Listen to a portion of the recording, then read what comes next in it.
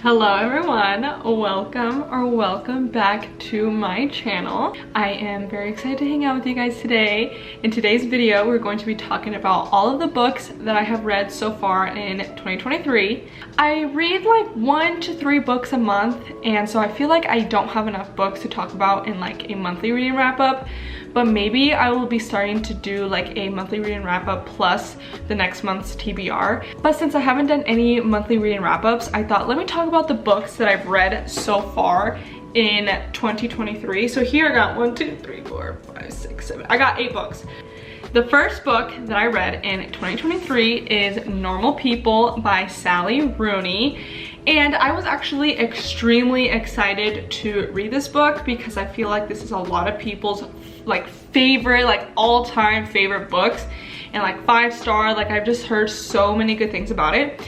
And not that I was necessarily disappointed, but it didn't really click with me like it has with other people, but I still enjoyed it. I believe I rated it like a 3.5 because I feel like 3 is too small but 4 is too much, so like a 3.5. I will read more from Sally Rooney for sure. I did enjoy her writing. The thing with her writing is she doesn't use quotation marks when people are talking, and that can be a hit or miss for people, and I actually really enjoyed it. I think it was actually extremely easy to read, and I like that it had no quotations. Like I feel like it was like simple to read, if that makes sense. It was very different. It wasn't like a love story or a romance book that I've ever read about. Then this is a book I'll read about. I read Tomorrow by Gabriella Zevin. This book, 5 freaking stars. I started off the year with the freaking bang. So this book, it looks a little bit intimidating, but it's under 400 pages. And it was extremely well written. I don't know where I was going with that. It's written so well. To be honest, before I read it and when I just heard about it, I was pretty intimidated by the book, but I joined a book club and this was a book pick for January, and I'm so freaking happy that I bit the bullet and I did it, and I like didn't let like the fear stop me, because it has been one of my favorite reads so far. So good. It follows 3 characters and it follows them for many years. Like I want to say maybe like 30 years. I can't remember how long, but we follow them for a very long time. The 3 characters are actually video game creators, and even though I'm not big in video games and I'm not in that video game world, I was still able to really enjoy it. Even though I wasn't able to understand some of the references, the only one I understood was like Super Mario Bros. Because I love Super Mario Bros. And that's the one I grew up on. But other than that, like I didn't really get any of the other references, but that didn't stop me at all from enjoying the book. I highly recommend reading this book. It truly like gave me one of those feelings of like, this is why I absolutely love reading. Like I had so much fun reading it. I did not want to put the book down. Any chance that I would get, I would try to read this book, and I love when books do that. It is so good, and like the cover is so pretty. I love it. It gives you all of the emotions. It makes you happy, it makes you sad, it makes you angry, but it's so good. I highly recommend. So definitely 5 stars. I love this book. Like this is one of those books where like when I see it, it makes me happy. Then I read Almond by Won Pyeon Son. This is actually first written in like Japanese, I believe, and then it got changed into English, which I think is so freaking cool. It's translated work from Korean literature. After reading this book, it made me realize there's a whole other world of books in different languages that I will never be able to enjoy. Like there's enough books in English that I'm just like wanting to buy, and I feel like I don't even have enough time to read in my lifetime. And so then when I read this and I was like, oh my god, this is translated work, like what other books are out there that I'll never be able to read? Not never, because you know I can learn the language and then read it, but like how realistic is that? Not very realistic. But I really enjoyed this book. It was definitely such a trigger warnings. It was definitely very heavy. It was dark. The main character has a brain condition called alexithymia that makes it hard for him to feel emotions like fear or anger. So it was very interesting and very educational to read about a character who doesn't feel feelings. I would rate this, I think maybe like a 4-star, 3.75. I enjoyed it, I liked it. I remember I wasn't able to put the book down. Like, I flew by reading it like so fast. I remember reading it in just a couple of days, and it's short and I really like that, and I really liked it. I would recommend, and yeah, it was pretty good. So then I read completely different turn from Almond. Then I read The Mistake by Miss L. Kennedy. This is the second book in the Off-Campus series, and in the beginning it was a little hard for me to get into. I think I just wanted to read this book so that I can start to finish series that I started, even though it's the second book only. But so I went into it with being like, let me just read it. It's been on my physical TBR for a while. I do love L. Kennedy's writing. I do love the off-campus world, but I think I just wasn't mentally ready to go into it. But I'm very happy that I still pushed myself, because after like a quarter in, I was able to just read it. And it was nothing on L. Kennedy herself, it was nothing on the book, it was just my own self. Like, I wasn't in the mood, I was just wanting to finish series that I have.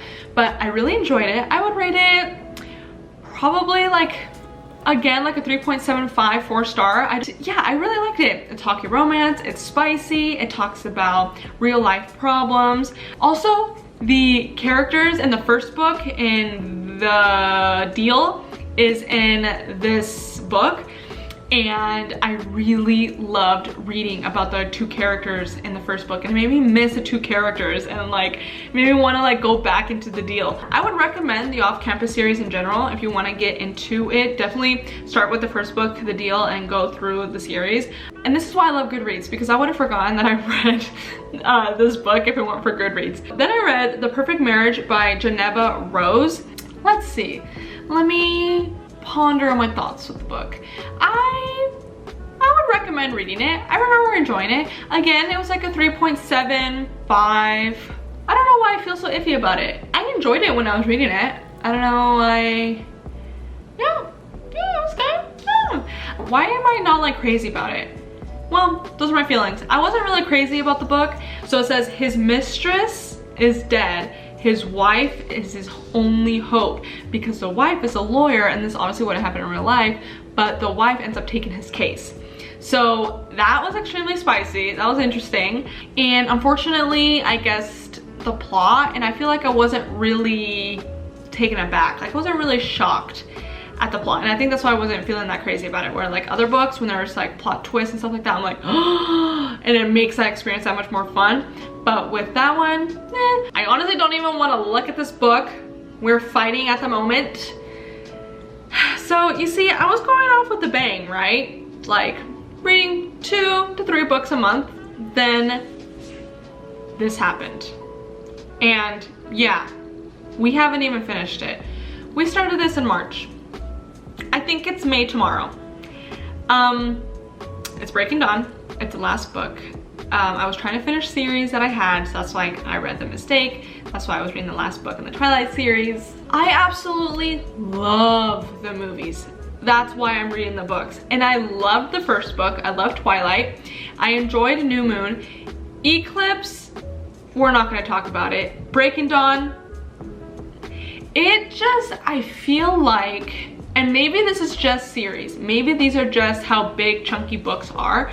Like, I don't want to even get into Sarah J Maas, because if I can't even handle this, I'm like, I don't know if it's because it's 800 pages. I don't know if it's because it's 750 pages and it's too long to like keep my attention. I don't think so. I think Sarah J Maas can keep your attention the entire time. I've never read any of her books, but her books are chunky like this, and people devour the series, and I just... Okay, this book put me in the biggest reading slump I have ever been in my entire life, and I'm not even exaggerating. When I read Eclipse, it put me in a slump, and so I read Eclipse a year ago, and so it took me a year to pick this book up, and I'm still recovering. I started reading this in March, and it's gonna be May, and I'm still recovering from the book slump. It's been 2 months. Makes me want to puke in my mouth. 2 months of a reading slump. I'm gonna be real with you guys. It's so funny because I was watching Sarah Caroli's reading slump, like how to get out of a reading slump video, and she said in that video, or maybe in another blog, that she felt like maybe she was in such a big reading slump that she felt like maybe reading wasn't for her anymore. And I remember hearing that and be like, oh, no way, that's how big of a book slump you can be in? Then this thing happened. I literally was like, is this done? Am I done with reading? Am I done with this hobby? I was scared. I was like, I make YouTube videos off of books. Like, I have like 100 books in my physical TBR. And also my mom was in town, and so like all my attention was like hanging out with my mom and my family, but I had no desire. God, I don't even want to think about that dark time. I had no desire to read. I was not reading at all for multiple days straight. Did you just hear my heart crack? And I'm still not even finished with it. Like, it feels so dreadful, and I just like can't even think about finishing it. And I'm like, I cannot DNF this. And then on my Goodreads, I have a goal for 30 books by the end of the year, and I would say, you're on track. And then I would go 1 book behind, 2 books behind, 3 books behind, and I was like, I have to stop, I have to stop, I have to close it. I can't let myself give up. For whatever reason, I cannot DNF this book. I can't think about reading it. Sorry, I'm like getting riled up. My emotions are getting high. There was a point in time where I was like, Yerisa, you're trying to make yourself read it and finish it, but now you're not even reading. So that's when I picked up another book. And then that's how we have survived. That's how we have dug ourselves out of that deep, dark hole. I had the brilliant idea of like, just put it down, Yerisa, and then read another book. So then I read House of Hollow by Crystal Sutherland. And this book was actually really good. I would rate this like a 4-star, 4.5.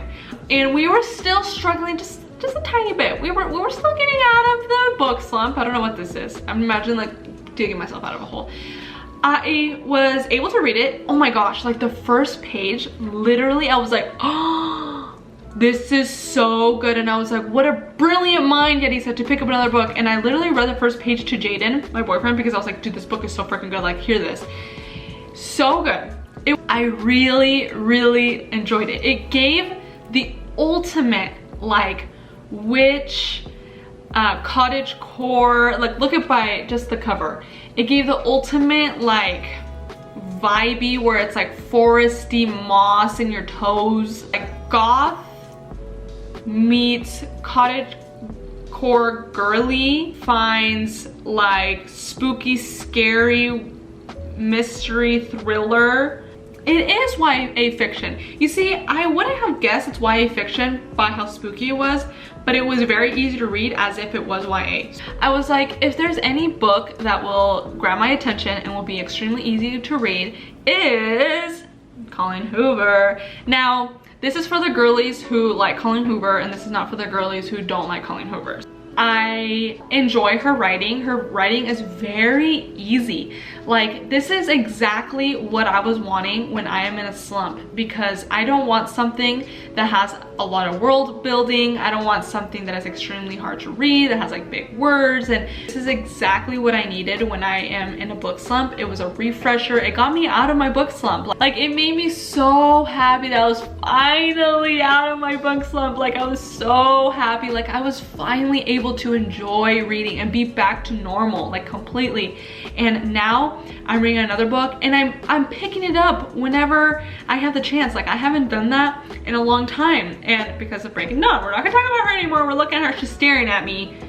She's like laughing in my face right now. Anyways, so this book, I would say it was a romance, but it was definitely spooky, it was eerie, but it was so much fun to read. I have never read a book with this type of concept, and it was a lot of freaking fun. So those are all the books that I have read so far in 2023. I'm hoping now that I'm out of my reading slump, I will read more books because I love reading. It's so much fun. It just brings me so much joy. I had so much fun chatting with you guys, telling you guys all the books that I've read so far. Also, I would love to chat with you guys in the comments. Let me know if any of these books you have read, or let me know what has been your favorite book of 2023. I would love to know. And yeah, thank you so very much for watching, and I will see you guys next time. Bye!